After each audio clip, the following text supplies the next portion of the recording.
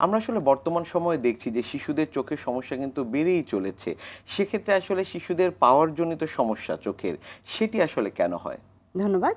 চোখের পাওয়ারজনিত সমস্যা কেন হয় এটা বোঝার জন্য বুঝতে হবে যে চোখে এই প্রতিবিম্বটা কোথায় তৈরি হুম, হচ্ছে। হুম। আমরা যখন কোনো বস্তু দেখতে চাই তখন বস্তু থেকে একটি আলোক রশ্মি এসে আমাদের চোখের রেটিনাতে আপতিত হয় এবং আমরা ওই বস্তুটিরই প্রতিবিম্ব রেটিনাতে তৈরি হয় এবং আমরা দেখতে পাই।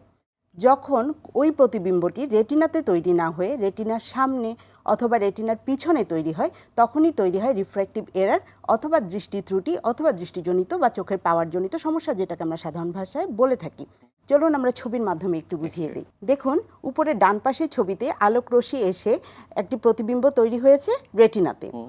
এই দিকে ছবিটাতে যেটা মায়োপিয়া ইন্ডিকেট করছে, এইখানে ঠিক প্রতিবিম্বটি রেটিনার সামনে তৈরি হয়েছে এবং নিচের ছবিটাতে আমরা দেখছি প্রতিবিম্বটি তৈরি হয়েছে একদম রেটিনার পেছনের অংশে। আরেক ধরনের রিফ্র্যাক্টিভ এরর আছে যেটাকে আমরা অ্যাস্টিগম্যাটিজম বলে থাকি। এইখানে প্রতিবিম্বটি কোনো বিন্দুতে আপতিত না হয়ে সরল রেখা বরাবর আপতিত হয় এবং আমরা অ্যাস্টিগম্যাটিজম হয়ে থাকে এবং দৃষ্টিশক্তির সমস্যা হয়ে থাকে। নিশ্চয়ই। এই ছবিগুলোতে সঠিক জায়গায় পড়ছে না আপনি জি। বলছেন। সেটির কারণে কি সমস্যা হচ্ছে জি, মূলত? সঠিক জায়গায় আলোক রশ্মি আপতিত না হওয়ার কারণে এবং প্রতিবিম্ব তৈরি না হওয়ার কারণে এই সমস্যাটি তৈরি হচ্ছে। জি।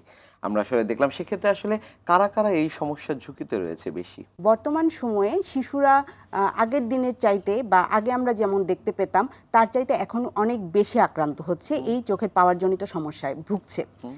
এটি হওয়ার প্রধানতম কারণ হচ্ছে বাচ্চাদের স্ক্রিন টাইম বেড়ে যাওয়া। আচ্ছা। বাচ্চারা খুব লম্বা সময় ধরে মোবাইলে টাইম পাস করে অথবা ল্যাপটপ দেখে, বিভিন্ন গ্যাজেটে আসক্ত। তাদের আউটডোর অ্যাক্টিভিটিটা খুবই কম হচ্ছে, বাচ্চারা পার্কে যেতে পারছে না, খেলাধুলা করছে না। এই কারণে হতে পারে। এছাড়াও এই ধরনের অ্যাক্টিভিটি ছাড়াও কিছু জেনেটিক্যাল ফ্যাক্টর তো থাকেই, যেমন মা বাবার আছে, সেটা থেকে কিছু জেনেটিক্যাল প্রিডিসপোজিশন হয়েও এই ধরনের সমস্যা হতে পারে। শিশুদের এই সমস্যাকে একেবারে আসলে ছোটবেলা থেকে আমরা দেখতে পাই? শিশুদের একদমই ছোটবেলা থেকেই আমাদের এই বাচ্চাদের সমস্যাটা আমরা দেখতে পাই, কিন্তু হয় যেটা যে বাচ্চারা তো বলতে পারে না, বুঝিয়ে বলতে পারে না। সেক্ষেত্রে মা বাবাদের একটু সচেতন থাকতে হয়, যদি বুঝতে হয় যে আসলেই সমস্যা হচ্ছে কিনা। মা বাবারা যদি দেখেন যে কোনো বাচ্চা টিভিটা খুব সামনে থেকে গিয়ে দেখছে অথবা স্কুল গোয়িং বাচ্চা যদি হয় তাহলে সে হোমওয়ার্কটা ঠিকমতো তুলে আনতে পারছে না, ভুল তুলে আনছে, অথবা বাচ্চা খুব বেশি আই রাব করছে, চোখ চুলকাচ্ছে, অথবা চোখের পলকটা ঘন ঘন পড়ছে, এই ধরনের কিছু ধরনের সিমটম যদি দেখা যায়, বা চোখ দিয়ে পানি পড়ছে, বা এটাও হতে পারে যে চোখ আস্তে আস্তে একটু স্বাভাবিকের চাইতে একটু বাঁকা হয়ে গেল, এই আচ্ছা। ধরনের সমস্যা হলেই মা বাবার বুঝতে হবে যে বাচ্চার চোখের পাওয়ারজনিত সমস্যা হতে পারে। সেই ক্ষেত্রে সাথে সাথে চক্ষু বিশেষজ্ঞের পরামর্শ নিতে হবে। নিশ্চয়ই।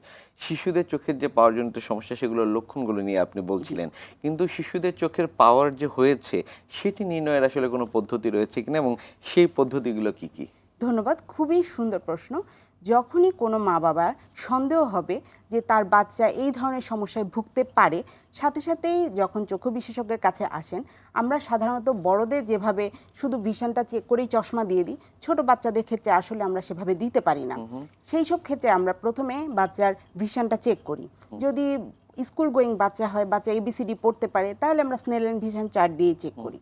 আর যদি বাচ্চা পড়তে না পারে তাহলে সেক্ষেত্রে আমাদের কিছু পিক্টোরিয়াল চার্ট আছে, হ্যাঁ, বিভিন্ন নামের আছে। সেই পিক্টোরিয়াল পিকচারগুলো দেখে দেখে আইডেন্টিফাই করতে বলি। এগুলো বিভিন্ন সাইজের থাকে, তাহলে সেটা দেখে সে আইডেন্টিফাই করতে পারলো। এরপরে যখন আমরা বাচ্চাটা ভিশন অ্যাসেস করে দেখলাম যে প্রাথমিকভাবে বাচ্চার দৃষ্টিশক্তির সমস্যা আছে, তখন আমরা যেটা করি যে বাচ্চাকে আমরা চশমার জন্য সাজেস্ট করি।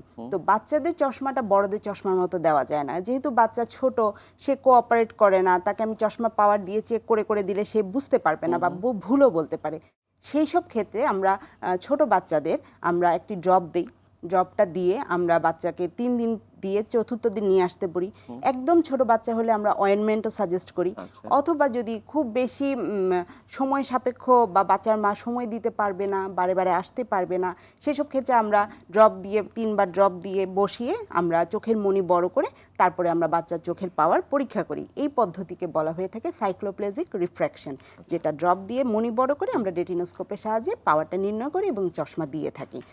এছাড়াও পরীক্ষা নিরীক্ষার কোনো এক পর্যায়ে যদি আমাদের মনে হয় যে বাচ্চার চোখের মণি পাতলা আছে অথবা চোখটা একটু বক্র আকার ধারণ করেছে, সেই সব ক্ষেত্রে আমরা আরও কিছু পরীক্ষা নিরীক্ষা সাজেস্ট করে থাকি। যেমন সেটা পেন্টাক্যাম হতে পারে, রিফ্র্যাক্টিভ অ্যানালাইসিস হতে পারে, অথবা অকুলার কর্বিসেসটি।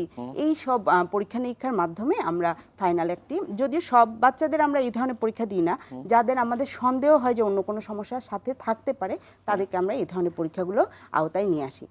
এবং আপনি জেনে থাকবেন যে আমাদের ঢাকা আই কেয়ার হসপিটালে এই সব ধরনের পরীক্ষা নিরীক্ষা অ্যাভেলেবেল আছে। সেক্ষেত্রে আসলে আমরা যদি একটু ছবির মাধ্যমে দেখে নিতে পারি। যে উপরে প্রথম যে ছবিটি দেখা যাচ্ছে, দেখেন খুব সুন্দর সুন্দর কিছু পিকচার দেওয়া আছে এবং ডিমার্কেশন দেওয়া আছে। হ্যাঁ, 660, 636, এটা হচ্ছে মাত্রা পরিমাপ করি আমরা যে বাচ্চার দৃষ্টি কতটুকু কম আছে। সিমিলারটাই একটু বড় বাচ্চার জন্য আমরা এ ধরনের ভিশন চার্ট বা স্নেল অ্যান্ড ভিশন চার্ট বলে থাকি। পরবর্তী ছবিতে আমরা দেখতে পাচ্ছি যে এই যে ড্রপের মাধ্যমে বাচ্চাকে আমরা রেটিনোস্কোপ যন্ত্রের মাধ্যমে আমরা বাচ্চার ভিশন পরীক্ষা করছি, এবং পরীক্ষা করার পরেই আমরা চশমাটি প্রেসক্রাইব করে থাকব।